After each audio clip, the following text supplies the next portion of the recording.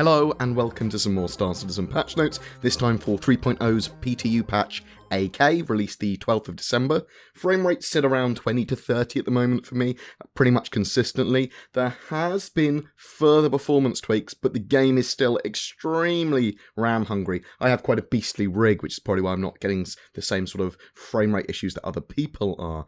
I am, however, only using 30% of my GPU and 50% of my CPU across all of my cores, rather than one being used at 95% plus, which is, again, an improvement. In the last patch, they had been testing range-based updates for some networking improvements. I don't think they're currently enabled, but they can turn them on and off on the server, so expect tests of that throughout the week and the weekend. The controls were changed and a lot unbound in the last patch, which made testing for me quite difficult, but you can set all the controls again through key bindings in advanced and actually just set the keys to whatever you want, although you might be a bit confused on what some of these settings are actually called. And then you can even import preset settings that come with the game to fix this, so you can literally effectively just revert the controls by clicking on one of the presets there. These controls changes are incomplete and may have some bugs and issues though. For example, the Alt modifier activates free look as well, and Suicide doesn't function either, which is surprisingly annoying for testing.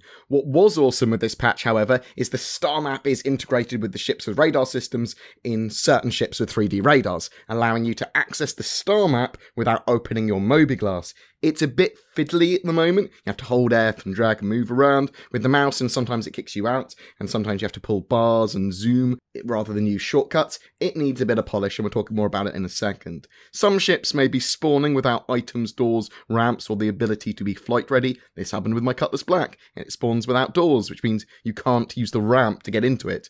If this happens, you actually need to file an insurance claim to replace the ship, which is annoying. Bed spawning is getting fixes still. It's a bit buggy, but it seems to be working if you get back into the same session you were in. Items and ships placed in hangars are still not persisting between sessions.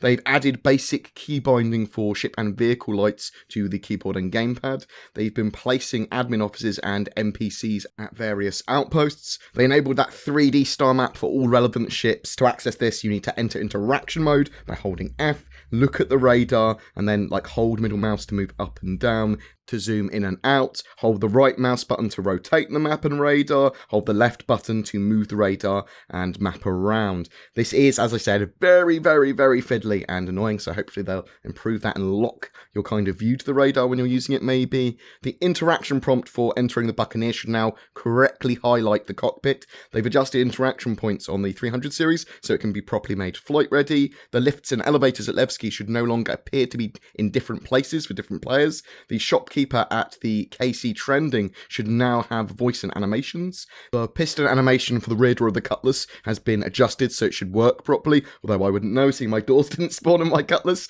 Automated turrets that defend some points of interest and landing zones should be operational again, but still seem to be a bit erratic in their function. They've adjusted the shields on AI pirates. Missing music from Port Olisar has been fixed. The self-destruct sequence and audio should now work with the Starfarer. Players should no longer be able to retract the landing gear of ships inside the hangar. Using an audio terminal more than once should no longer repeat the audio for the player doing the PI wanted mission. They fixed holographic objects not rendering an Arena Commander for the ship customization menu. They've done a cosmetic price rebalance for the commodities, and they've added new scrap and waste 1 SCU commodities as well. Now, this patch, quite minor, although the actual star map's pretty cool. The base frame rates seem to actually be getting better and better and better, but that could be the time of the day I play. It's hard to tell. I'm hoping they start to test more of that range-based updates for networking stuff, and then actually tell us that they're doing that, so I actually know what to look out for, so I can actually give some feedback with it. But every patch is a step towards a live build for 3.0, and it's getting closer and closer and closer. I'm hoping that we go to Wave 3 for the PTU tests later this week, with Wave 4/5 coming next week, or at least before the end of the year. Every month we have a giveaway for a ship. For December, it's the massive Orion mining vessel donated by our featured org Selfmade, a lawful neutral org that will cover all all the gameplay that the game has to offer, with a slight hint at anti-piracy as well. If you're interested in joining them, check out the links below.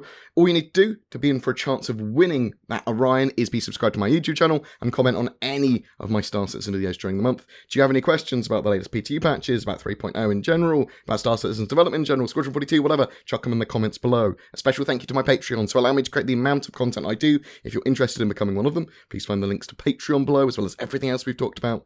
Please don't forget to like and subscribe as well, because it really does help me, and I'll see you in the verse.